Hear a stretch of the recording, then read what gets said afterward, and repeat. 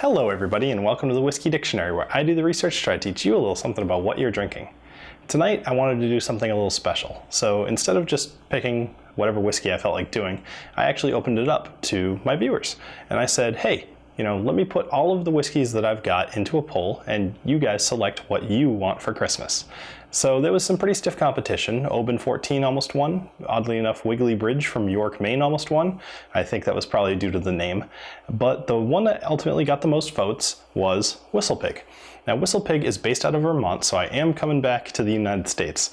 And I'm going to talk to you about this straight rye whiskey, bottled a little over 100 proof. So let's get into it.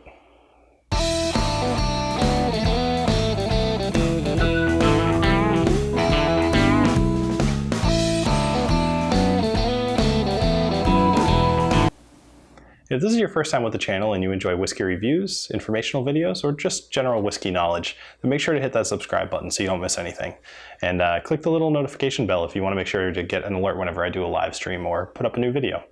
So let me talk to you about Raj Bhakta. So he is the son of an Irish woman and an Indian man, and he is quite a character. I originally didn't plan on talking about him too much, but after reading up on him, he actually has a pretty colorful past. So first real entry into the public eye was he was on the second season of The Apprentice. And apparently he made it to the 9th season before he got fired by our wonderful president. So after that, he decided that he had another love, not just entrepreneurship, but he really loved politics. And so he ran for congressman.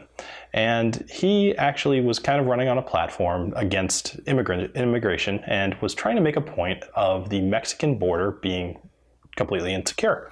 So what he actually did, and he actually did this, was he got an elephant and rode an elephant with a 6-piece mariachi band following him, playing very loudly, and he rode the elephant from Mexico into the United States. Here I am on the Rio Grande, having just come across in an elephant with a mariachi band playing, and there's nobody here. Play on, boys.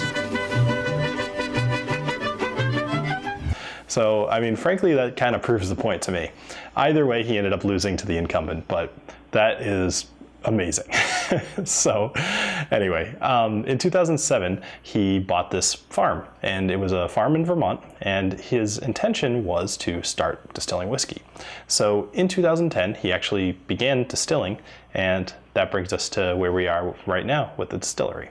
So, let me talk a little bit more about the whiskey in particular. All right, so let me tell you a little bit more about Raj's philosophy. So he believes in farm to bottle, which is very similar to farm to table, except this one's way more fun.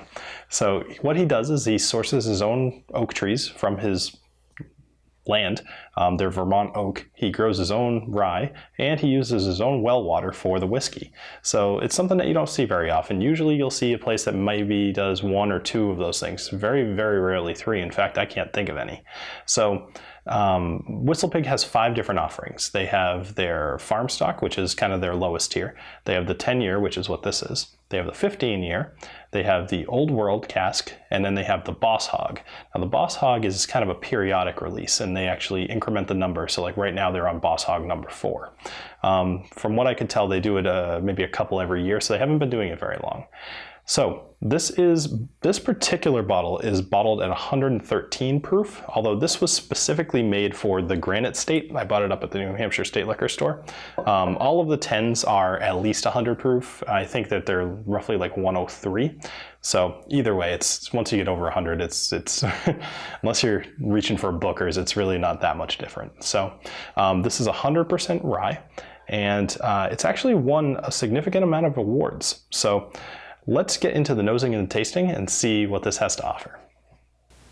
Now I suppose it's a little fitting that I have this bottle for my Christmas episode, as I did actually get it for a gift. However, it was a birthday gift.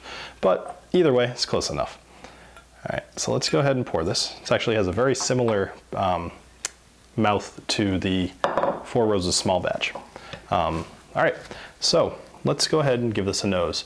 I'm not going to stick my nose in there because, as I said, 113 proof. So if you are having this along with me, make sure you're aware of that. So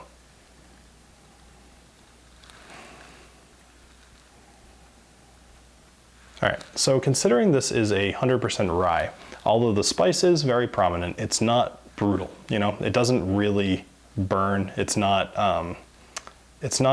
overpowering, I guess is a good way to put it.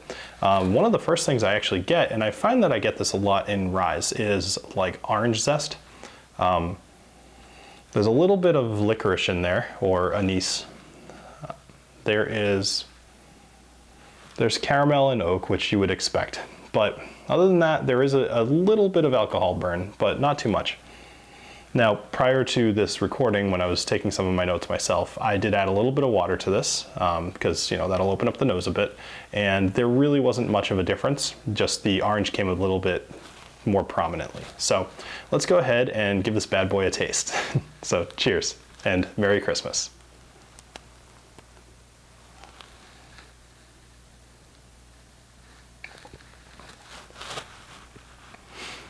All right, so, man, I feel like I'm gonna spit fire. Not because of the alcohol, but from the rye. That's good stuff. So this is a very, very good taste. Now, I don't remember how much this actually costs, so somewhere over here I'm gonna put the price up for you. But I gotta think that this is worth whatever the price is. It's very, very delicious. So to give you a couple of tasting notes, you just get brutalized by the spice. This is spicier than Arrakis. So I hope some of you got that reference.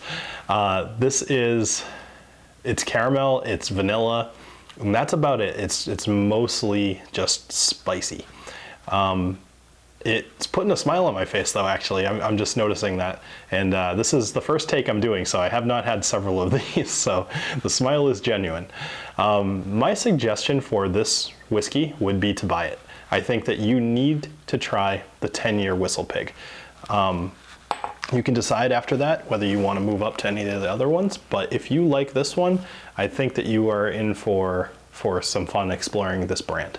So, one thing I will say is that although this is very, very good, if you do not have ryes very often, take it slow on your first couple sips, because it's gonna be something wild. All right, so this gets my official rating of buy it.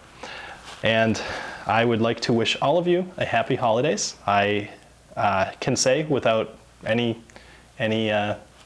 joke that all of you have made this entire year better for me. I've gotten so much of a following on this channel. It makes me happy more than a few times a day.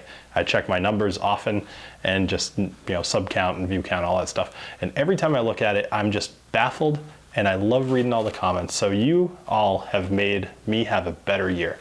So I'm once again gonna give a cheers to all of you and say thank you very much. So have an awesome holiday, and I'm gonna try to do at least a couple of videos next week, so the week following Christmas. I should have a little bit more time to film. And I've got a very ambitious goal right now, but we'll see what I come out with. There'll be at least 2 videos. I'm gonna aim for 4. So anyway, cheers to you. I'm gonna have a sip as I close out into the patrons, so thank them too. Have a good night.